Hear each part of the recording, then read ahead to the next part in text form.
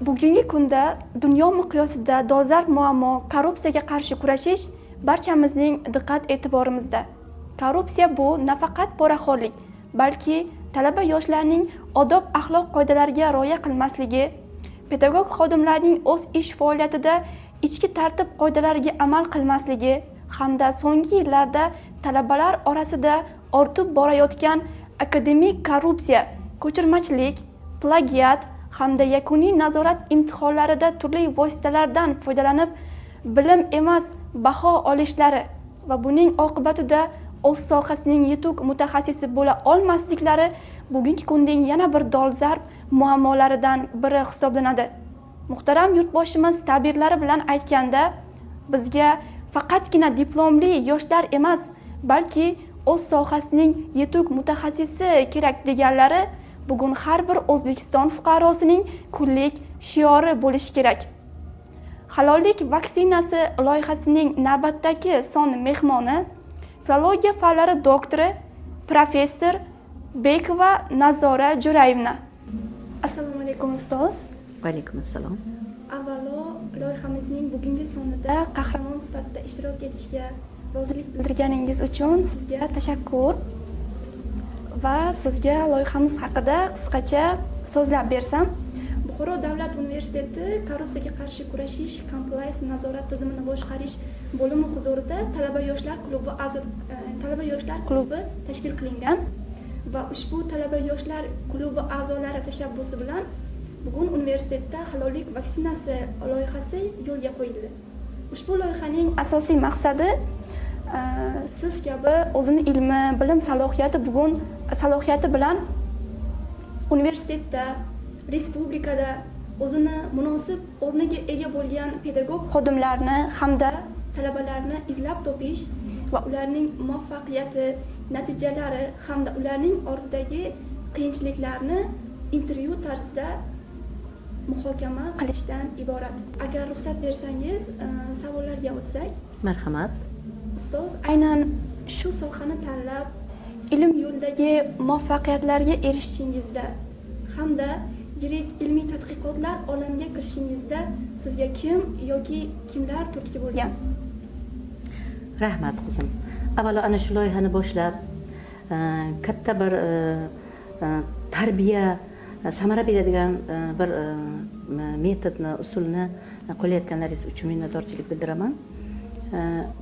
Yoshligimdan ko'p eslayman. Har bir qiyinchilikka duch kelganimda avvalo mana shu mashaqqatlarimni samarasini ko'rib, zavqlanib, yaxshi natijalarga erishib, ulkan yutuqlarimni ko'rganimda yoshligimdagi o'sha turtki bo'lgan mana ana shu yo'lga boshlagan insonlarni eslayman, haqlariga duo qilaman.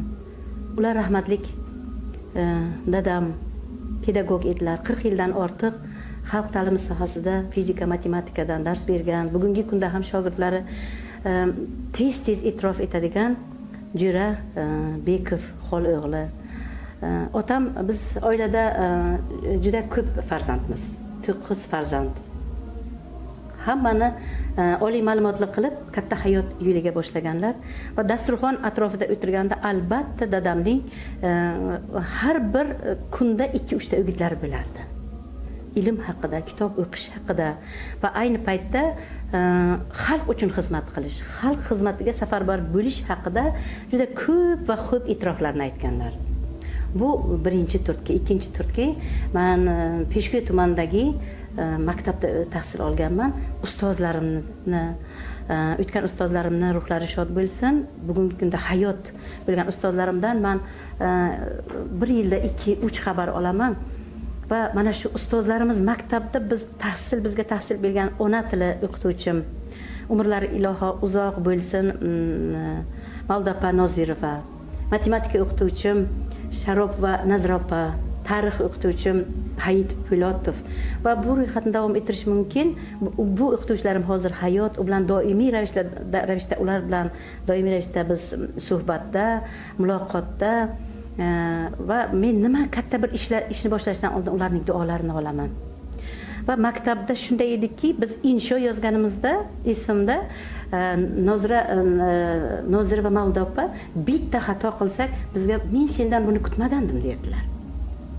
Shu uchun harakat qilardikki 7 sinf o'quvchisi, 8, 9, 10 sinf o'quvchisi biz insho yozgandan keyin insho xatolari ustida ishlashda yuragimizni hovuchlab turardik.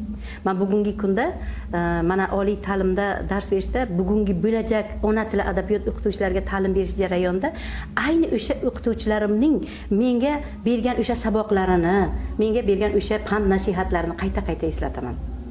Shu birgina so'z agar mabodo bitta xato qilsak sizlardan sinfga shunday da'vat bo'lardi. Sizlardan buni kutmagandim. Shuning o'zi biz uchun nihoyatda xato qilish uyatildi ish ekanligini bildirardi va biz kecha kunduz izlanishda edik. Agar bitta xato e'tirof etilsa, o'sha kuni ko'zda uyqu yo'q edi.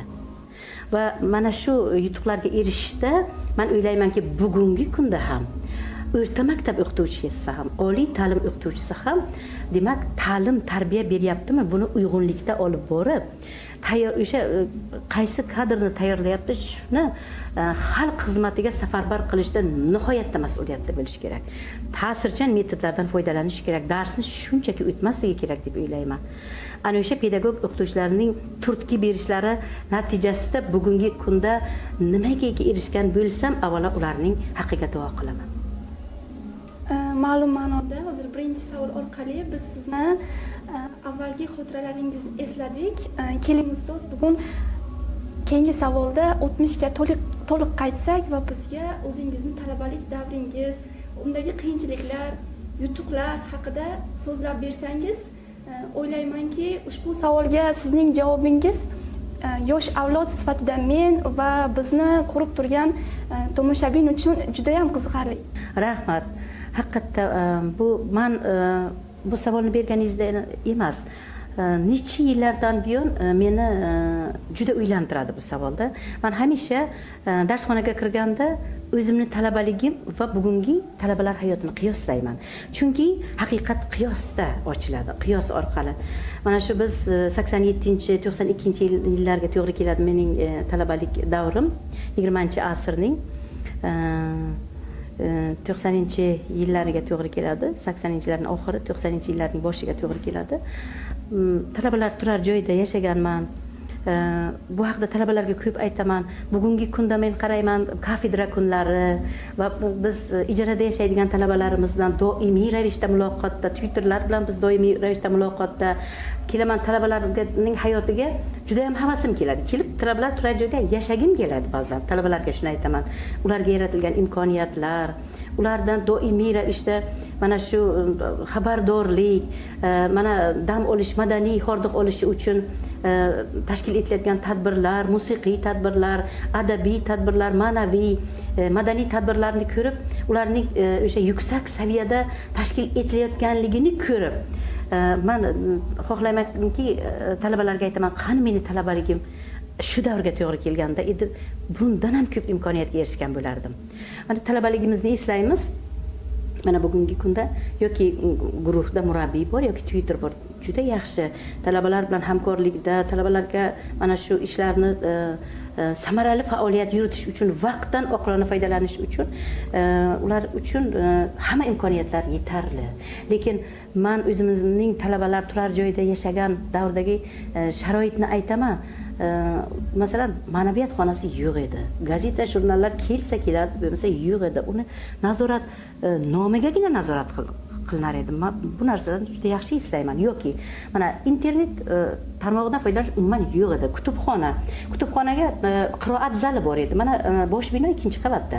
Mana qarang, agar bir masalan tayyorlanadigan bo'lsak, manba tasavvur qiling, bir manba ijtimoiy gumanitar fanlar bo'lsa, bor yo'g'i 10 ta adabiyot bo'lsa, tasavvur qiling, universitet bo'yicha foydalanardi kelib. Navbat kutib turardik. Navbatim qo'yildi deb aytardilar. Keyin qarardik, qani kimda ekan, to'g'ri aytyaptimi, yo'q, qarardik, qo'yildi. Biz qachon o'sha talaba o'sha manbani o'qib o'zlashtirib topshirardi, biz navbatda turardik. Navbat tugagandan keyin kechqurun bo'lib ketardi, keyin soat 8 da yopilardi kutubxona. Ertaga javob berish kerak darsga chiqib. U bilan masalan kitob topmadik, manba yo'q, navbatda turdim degan gap u yerda uni biz uchun uyat edi o'qituvchiga uni turib aytish. endi bugun endi qiyoslang, aynan bittagina hali bu jihatni qiyoslang. Yoki biz kitob o'qish uchun Ibn Sino kutubxonasiga borardik. U yerda ham bu yerda navbat kutishni vaqtni tejash uchun uylagan talaba kutubxonaga borardi. U yerda ham xuddi shunday navbat kutardik. Vaqtimizni tejash uchun, vaqtdan oqilona foydalanish uchun biz uchun uncha katta imkoniyat yo'q edi. Bugungi tadbirlar yo'q edi, men eslayman bu narsani. Men eslayman, shu Navruz uchun bir nima bo'lardi, bu yerda ikkinchi qavatda oshxona bo'lardi, shu yerda bitta tadbir, ikkinchi kursda talabalar o'tkazildi va bitta tadbir bizda Navoiyxonlik tadbirlari bo'lardi.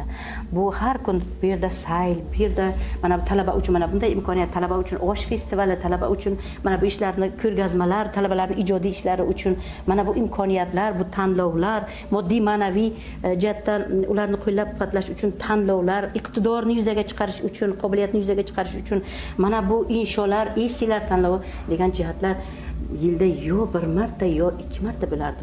Bu narsalar agar meni eshitib, meni kuzatib turgan bo'lsa, fikrlarimni men bilan fikrdosh bo'lgan, men bilan bir davrda o'qiganlar bo'lsa, albatta buni tasdiqlaydi.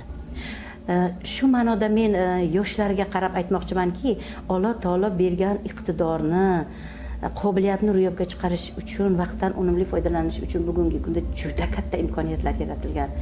Agar o'sha imkoniyatlardan foydalanmasak, bir kun kelib vaqt bizni jazolaydi. Bugungi talabalarga yuzlanib aytmoqchimanki, demak juda katta yutuqqa erishish uchun talabalar uchun deyarli katta sharoitlar yaratilgan. Oqilona sharoitlar yaratilgan. Faqat talabalar bundan oqilona foydalanishi kerak. Men talabalarga dars jarayonida, darsning kirish qismida albatta buni har doim eslataman. Agar bizga berilgan imkoniyatni, qobiliyatni yuzaga chiqarish uchun harakat qilmasak, talabalarga shuni aytaman. Biz haqqa qarshi borgan bo'lamiz. Chunki qarang, barmoqni shu izi Alloh taolo qancha insonni yaratgan bo'lsak, ana shu barmoqdagi iz bir-birini takrorlamaydi. Alloh taolo shu darajada har bir kishini betakror qobiliyat bilan yaratgan. U uchun har bitta kishi o'zi harakat qilish kerak. Va u harakat qilishi uchun tevarak atrofda, endi bizda Buxoro davlat universitetida, bizning shahar viloyatimizda, respublikamizda yoshlar uchun bunday imkoniyatlar yaratilgan. Yuqorida kitob mutolaasi haqida bir qancha fikrlar bordi va kuni kecha bir fikrga ko'zim tushgandi. Bugun kutubxonaga navbatda turmagan xalq oradan bir qancha yillar o'tadi, ular nomga, navbatga turishi mumkin. Haqiqatdan ham bugun men o'zim mana shu universitetda tahsil olaman va universitetda bizga mutolaa qilish uchun zamonaviy ravishda axborot resurs markazlari, bundan tashqari fakultetimizni o'zida ham turli xildagi kutubxonalar va viloyatimizda siz ta'kidlab o'tgan Abu Ali ibn Sino nomidagi yirik kutubxona xizmat qilib turibdi. Ustoz, men juda ham ko'p muvaffaqiyatga erishgan pedagog xodimlar va yoshlar bilan suhbat qilishni xohlayman va ulardan hozirgi zamon tili bilan aytganda energiya olaman. Va ular bir so'zni juda ham ko'p ta'kidlashadi. Muvaffaqiyatga yoki o'zini oldiga qo'ygan orzu niyatlariga erishishda albatta nimadandir voz kechish kerak. Bugun sizni mana shu professor darajasiga yetib kelishingizda siz nimalarni yo'qotishingizga yoki voz kechishingizga to'g'ri kelgan. Boshqacha qilib aytganda, bugun men ham yosh talabaman va bo'lajak pedagogman. Nimalardan voz kechishimga, aynan ilm yo'lida muvaffaqiyatga erishishimga, turli xildagi natijalarni qo'lga kiritishimda tayyor turishim kerak, nimalarni yo'qotishga. Yaxshi. Juda yaxshi. Ser mulohaza bilan yondashadigan savol. Men o'ylaymanki, meni talabaligim shu oliy dargohdan, otaxon dargohdan boshlangan. Allohga behisob shukr. Shu yerda o'qidim, oddiy o'qituvchi sifatida ishni boshladim. Fan nomzodligi, dotsentlikni, filologiya fanlari doktori, professor. Bu daraja va unvonlarni ayni shu yerda ishlab turib oldim, shunga erishdim. Va mana xabarlaringiz bor, 2 farzandim ham Buxoro davlat universitetida ilmiy faoliyat bilan, ilmiy tadqiqot bilan shug'ullanib turibdi. Men inson uchun asosiy bo'lgan ko'p narsadan, insonni komillikka yetishtiradigan narsalardan voz kechmadim. Inson mana hadisda yozilgan beshikdan qabrgacha ilm izla. Ilm izlash uchun men qarayman, nimaiki menga to'g'anoq bo'lsa, men undan voz kechganman. Ular nimalar? Ular mana me'yordan ortiq uyqu, suhbat. Men ketayotganda ba'zan qayerda yashagan bo'lsam, pastda uyda yoki qo'shnilarni qarayman, chaqchaqlashib turadi. Hech qachon vaqtim bo'lmagan shunga. Hech qachon. Men birovni muhokama qilishdan oldin bugun men o'zimga sarf hisob beraman. Men bugun rejalashtirgan ishlarimdan nima qolib ketdi? Undan ko'ra men o'zimni shaxsiy daftarimga bugun bajara olmay qolgan ishimni ertaga ko'chiraman. Men ko'chaga chiqib birovlarni muhokama qilishdan ko'ra men u narsadan qo'rqaman.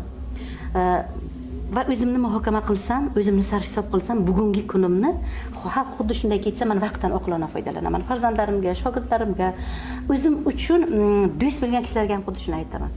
Va yana bitta narsa. Men televizor ko'raman, lekin men televizor ko'rish uchun oldin jahonda nima ko'rsatilar qarayman. Vaqtim hech qachon menda bo'lmagan, bugun vaqtim ko'p. Men televizor ko'rishim mumkin. Bugun men mana shu yoki men bemalolman. Yo'q, menda hech qachon mana 57 yoshni qarshilayapman. Menda hech qachon shu kayfiyat bo'lmagan. Men shu kayfiyatdan o'zimni ichki voz kechtirishga tayyorlaganman.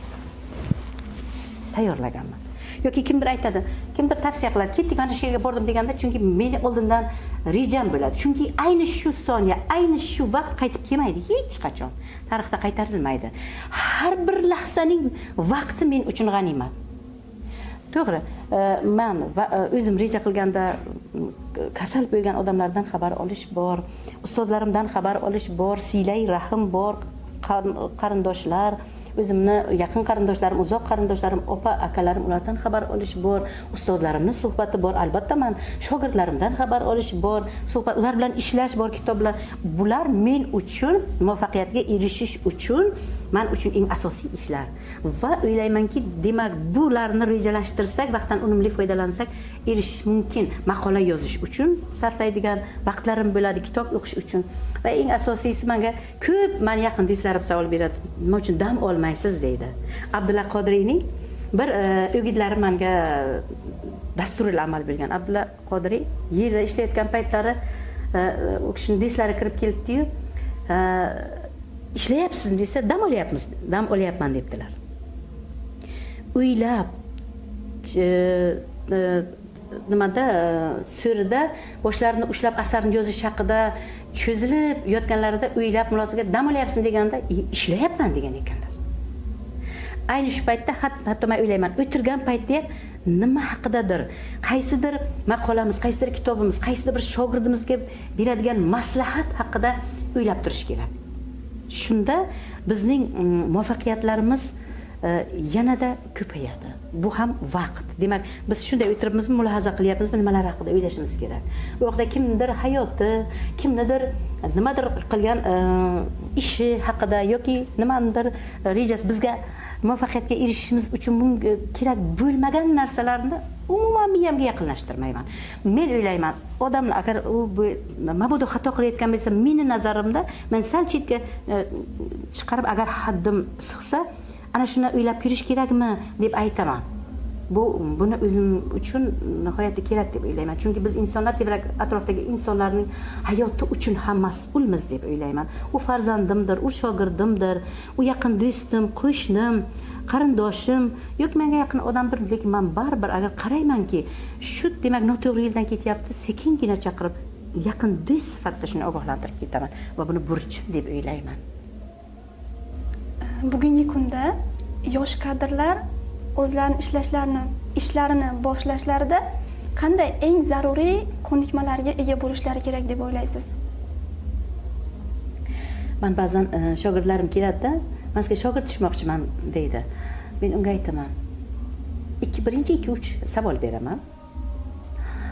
Ayni o'sha egallagan mutaxassisligi bo'yicha uning malakasini bildiradigan malakasini ro'yobga chiqaradigan 2-3 ta savol beraman.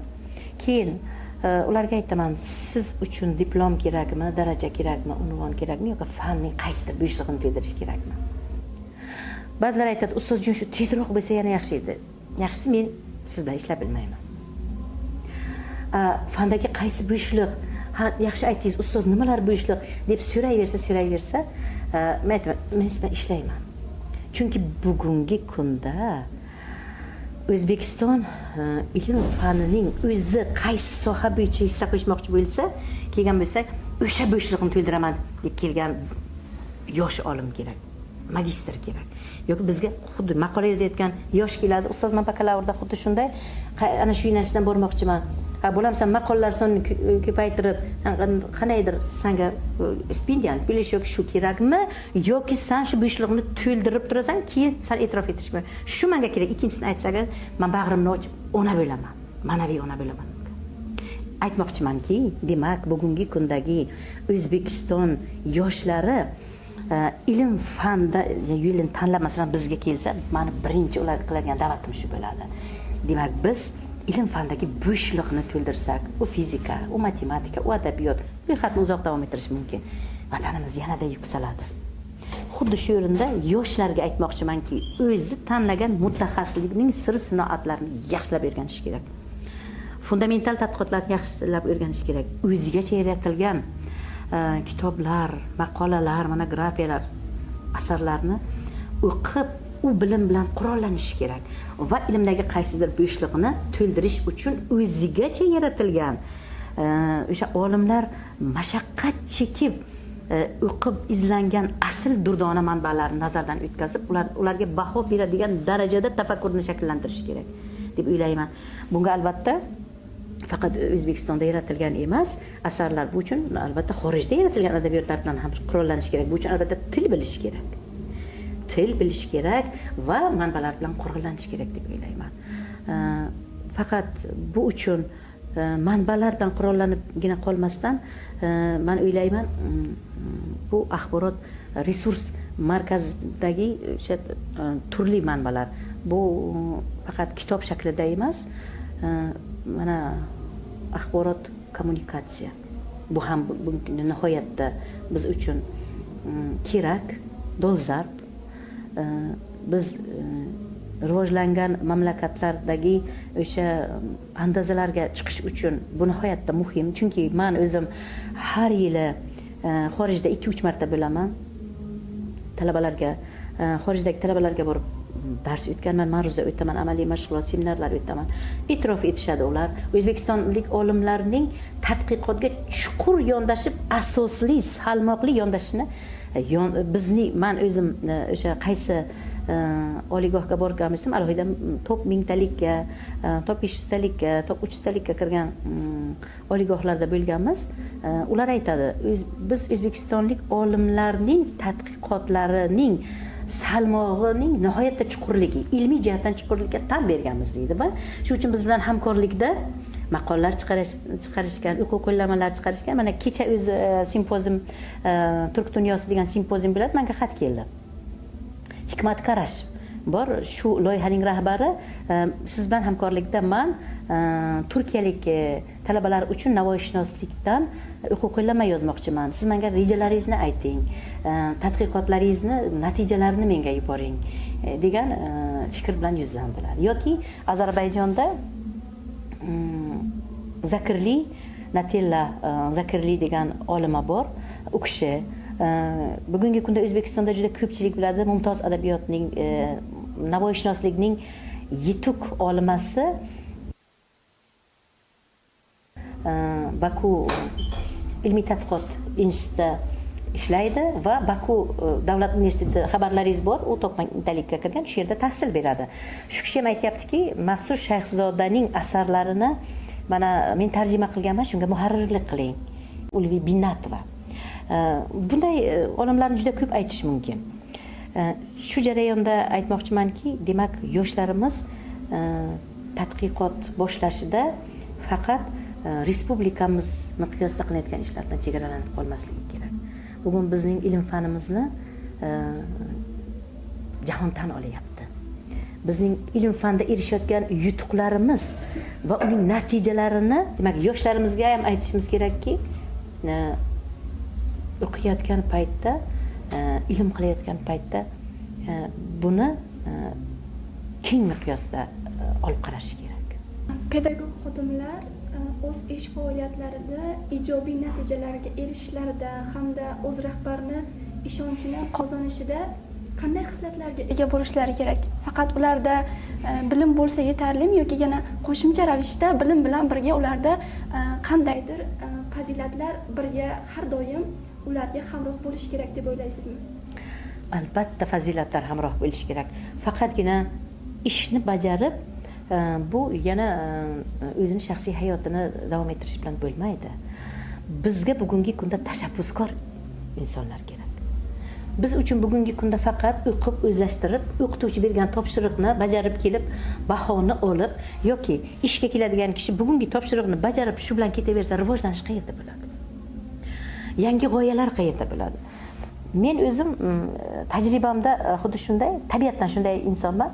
Bugungi ishlarimni bajargandan keyin yana 2-3 soat, men 4-5 soat ishxonada qolib ketaman. Mana agar fakultetimiz dekani ko'rayotgan bo'lsalar, o'sha aytadilar: "Nazorat Jurayevna, bugun siz bo'ldi, borib endi dam oling." Men hech qachon ish paytida ishdan ketib yoki bugun ishim yo'q deb uyimga borib o'tirgan vaqtimni eslab bilmayman. Bu to'g'risi. Yana bitta narsa, ishlab bugun men erta ishni davom ettirishim uchun ertangi darsim uchun qaysi manbalarni topishim kerak. O'sha manbalarni stolim ustiga keltirib qo'yaman, taqdimotni tayyorlab qo'yaman. Ertaga shogirdlar bilan ishlaydigan kitoblar ham bor, kamyob kitob bo'lsa uni keltiraman, betlarini taxlab, o'sha xatchiblarni qo'yaman. Ertaga ishlarimni hammasi bo'lgandan keyin yana bugun yana qarayman, nimadir fakultetda yana nimadir ishlash kerak.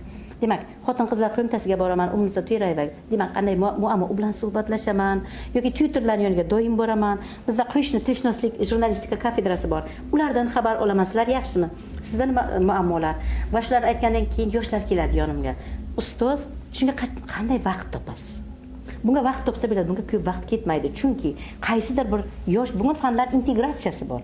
Biz faqat darsimni o'tdim, 3 para darsimni o'tdim, bo'ldi, berilgan topshiriqni bajardim, kafedra mudiri topshiriqlarini bajardim, fakultet topshiriqni bajardim, ketaverishim kerak deb emas biz. Bundan tashqari biz qarashimiz kerak. Mening qarashim boshqa, yoshlarning qarashi boshqa, kasbdoshimning qarashi boshqa, hammamiz bir bo'lib bir musht bo'lib.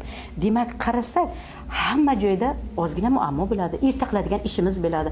Bir-birimizni to'ldirib, jamoa bo'lib tashabbuslarni aytib birgalikda o'sha tashabbusni ro'yobga chiqarish uchun birgalikda yangi fikr bilib, rivojlantirib, takomillashtirib tashabbusni agar yuzaga chiqarsak, bu nur ustiga nur bo'ladi.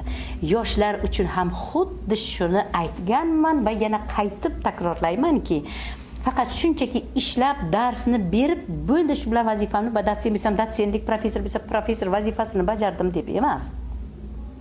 Yana biz yangi tashabbuslarni o'ylab topishimiz kerak va bir-birini qo'llab-quvvatlab boshqalarning tashabbuslariga yangi g'oya qo'shish uchun ham ularga albatta kamarbasta bo'lish kerak. Masalan, men adabiyot o'qitish metodikasi fanni o'taman.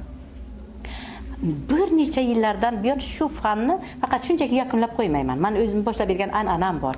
Bunda bo'lajak adabiyot o'qituvchisi qasamyod qabul qiladi. Har bittasi avvalo qasamyod yozadi. O'sha qasamyodni guruh bo'lib birlashtiradi, eng yaxshi bandlarini va o'qituvchilarni oldida, dekan oldida, professor o'qituvchilar oldida, universitet rektori oldida, universitetdagi mas'ul shaxslar oldida, xalq ta'limidan biz mas'ul xodimlarni taklif qilamiz. Demak, ular maktabga ketishdan oldin qasamyod qilib ketadi. Ya'ni bo'lajak o'qituvchi qasamyod. Bo'lajak ona tili adabiyot o'qituvchisi maktabga ketishdan oldin qasamyod qiladi. Men ularga aytaman, qasam demak bo'ldimi? Buni buzdingmi? Bolam senga baraka kelmaydi. Va ikkinchi qismi, bizning milliy taomimiz bor. Bu osh. Ayni paytda bizning yigit qizlarimiz maktabga borgandan keyin mana 3 ta maqsad qo'yiladi: ta'limiy, tarbiyaviy, rivojlantiruvchi darsga. Xuddi shunday avvalo pedagogning o'zi ko'p narsaga faqat shunchaki nazariy emas, amaliy jihatdan ham tayyor bo'lish kerak. Va guruh bo'lib 3ta guruhdir, 4ta guruhdir osh festivalini tashkil qilaman. Bu yil xuddi shuni biz tashkil qildik. Juda yaxshi natija berdi. Boshqa guruhlar ham shuni sabrsizlik bilan kutadi. Ustoz, biz metodikani nechinchi kursda o'qiymiz? Ba'zan uyqu rejasi 3-kursda, ba'zan 4-kursda. Uni sabrsizlik bilan kutadilar ular. Yoki yana bir mening rejam bor. Mana Hazrat Navoiyshunoslik darsini o'taman, sayyor darslar tashkil etaman. Sayyor darslar ham nomigagina emas. Biz darsni borib o'tish uchun bevosita o'sha kayfiyatni beradigan, o'sha ruhiyatni beradigan, o'sha manbalarni to'ldiradigan jarayonda biz o'sha joyni, o'sha makonni tanlashimiz kerak bo'ladi. Xuddi shunday Navoiyshunoslik darslarida ham xuddi shunday har yili biz sayyor darslar tashkil etamiz. Bundan pastki kurslar keladi murojaat qilib. Ustoz, bizda ham xuddi shunday taassurot bo'ladimi? Bizni ham olib borasizmi? Albatta. Borib ana shunday tashabbuslarni ko'paytirish kerak deb o'ylayman. Hozirgi kun talabalari haqiqiy bilim olishi va baholanishda turli xildagi yo'llarni tanlamasdan, balki o'zini bilim salohiyati bilan yetuk mutaxassis bo'lishi va bu yo'lga intilishi uchun ustoz, siz biz talaba yoshlarga qanday tavsiya yoki maslahatlar bera olasiz? Rahmat. Og'riqli savol. Meni ko'p o'ylantiradigan va talabalarga ko'p da'vat qiladigan savolni aytdingiz. Deyarli oliy ta'limdagi faoliyatim 40 yilga yetib boryapti. Men talabalarimga doim bitta narsani aytaman. Topshiriq berildimi? Mustaqil ta'lim berildimi? Yoki amaliy mashg'ulotga, seminar mashg'ulotga tayyorgarlikmi? Hech qachon birovning mehnatini o'zlashtirmang. Yana bitta narsani aytaman doim darsga kirganda. Siz birovning daftardan ko'chirib yo'qib, birovning fikrini emas, o'zingizni fikringizni ayting. O'zini fikrini inson qachon aytadi? O'zi mana shu tayanch manbalarni o'qib, o'zlashtirib, aqliy zo'riqib, o'zi ayni o'sha bo'shliqlarni to'ldirish uchun fikr mulohaza qilganda, o'ylaganda mustaqil fikr paydo bo'ladi. Yana bir narsani talabalarimga aytaman va ko'pchilik aytadi, ustoz, shunday deganingiz uchun ham o'yladim. O'ylash zavqi boshqa xil bo'lar ekan. Inson o'zini o'zi kashf qilish zavqi boshqacha bo'lar ekan deb. Chunki men aytaman, qarang, birorta bu dunyoda yaratilgan qancha inson yaratilgan bo'lsa, biror kishining nusxasi emas. Alloh taolo hammani o'ziga xos his, tuyg'u, aql, qobiliyat bilan yaratgan. Har bitta inson, jumladan har bitta talaba o'ziga xos bir o'qilmagan kitob. O'zini har bitta kishi o'qish, izlanish orqali o'zidagi Alloh taolo yaratgan ichki qobiliyatni ro'yobga chiqaradi. Bu uchun birinchi navbatda unga o'zi yordam berish kerak. O'zini kimligini, o'zini Alloh taolo qanday his, tuyg'u, qanday qobiliyat bilan yaratganligini o'zi ro'yobga chiqarish kerak. Bu uchun hamma imkoniyatlar bor. Faqat o'sha imkoniyatni ro'yobga chiqarish uchun ozgina o'qish, tafakkurni ishga solish va bevosita bu uchun undan tashabbuskorlik talab qilinadi, faollik talab qilinadi. Ya'ni o'zini yaxshi ko'rgan inson qaysi ma'noda o'zini his-tuyg'ularini, aqlini, tafakkurini, tasavvurini, irodasini hurmat qilgan inson o'zidagi ichki qobiliyatni ro'yobga chiqaradi. Aslini olganda birovdan ko'chirish yoki qaysidir kitobdan ko'chirib baho olish, bu haqqa qarshi borish bu. Chunki inson olgan o'sha bilimini unga qancha soat ajratildi, u uchun kelib darsda o'tirdi va o'qib, izlanib, o'zining fikrini olib, o'zining shu mehnati aqliy, mehnati tafakkurining mehnati mahsuli sifatida baholanishi kerak u. Agar boshqa yo'llarni izlashi, bu unga hech qachon unga omad ham olib kelmaydi, baraka ham olib kelmaydi va ayni paytda u faqat vaqtni yo'qotadi, o'ziga qarshi boradi. Hazrat Navoiy aytganlar, el netib topg'ay menikim, men o'zimni topmasam. Bu yo'lda tolibi ilm o'ziga bergan qobiliyatni ro'yobga chiqarib, o'qib, izlanib, o'zining qiziqishlari, aqliy mashaqqat, o'sha mashaqqat chekib, zahmat chekib olgan bilimining samarasini ko'rib ichki zavqlanish kerak. Shunda unda immunitet paydo bo'ladi, o'qish uchun, izlanish uchun. Har bitta yosh bunga qat'iy amal qilish kerak. Mana hadis bor. Tolibi ilm yo'lga chiqib, toki maqsadiga erishmaguncha mening himoyamda bo'ladi. Ya'ni Allohning himoyasida bo'ladi. Har bitta kishi bilish kerakki, ilm yo'lidagi mashaqqati, zahmati uchun Alloh taolodan ulug' ajrlar qaytadi bunga. Va ayni paytda ulug' ajrlar degan bu dunyoda unga baraka. Qaysi ma'noda? Ilmni haqiqiy o'zi oldimi? O'zining tafakkur mahsuli sifatida undan foydalanib, uni yakuniy nazoratda, mustaqil ta'limda yoki o'qituvchi oldida uni aytdimi? Demak, uning ta'siri u o'zining ichki dunyosida, tomirda oqib turgan qonda u ilm muhrlanadi. Unga amal bo'lib qaytadi. Chunki amalsiz ilm hech kimga kerak emas. Hazrat Navoiy aytganlar, ilmiga amal qilmagan kishi, jumladan olim, o'lim tikxo'r, it bilan teppa-teng deganlar. Biz bu dunyoda yashaymiz. Aytgan fikrlarimiz, o'qiganlarimizni biz tevarak atrofdagi kishilarga ta'sir ko'rsatish uchun aytamiz axir. Ilm kishisi ham, ilm olayotgan kishi ham, ziyoli ham, ilmi tolib ham bunga qat'iy amal qilishi kerak. Bugungi mazmunli suhbat uchun va ushbu suhbatga o'zingizni qimmatli vaqtingizni ayamasdan tashrif buyurganingiz uchun sizga tashakkur. O'ylaymanki, bu eng avvalo men uchun va bizni ko'rib turgan tomoshabin uchun foydali bo'ladi va ularni hayotini ma'lum bir ma'noda kichik bo'lsa-da o'zgartirsa, biz loyiha maqsadiga erishgan deb hisoblaymiz. Rahmat. Avvalo shu loyihani ishlab chiqqaningiz uchun, tavsiya qilganingiz uchun, tashabbus uchun sizga minnatdorchilik bildiramiz.